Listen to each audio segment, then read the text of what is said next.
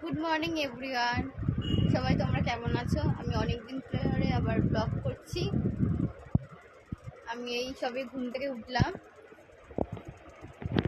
এই যে আমার গপু সোনা বসে আছে এখানে, আর এখানে দেখছি চিঙ্কি কি করছে এখন।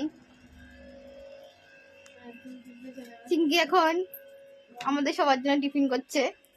এই যে পাউরুটিটা মানে পুড়িয়ে দিল না কি করলো ভগবান জানে কি করেছে।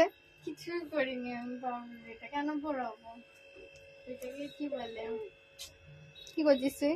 দেখছি এরকম বলে পুড়ে যাচ্ছে তো। ফুটবে না, এই দেখ।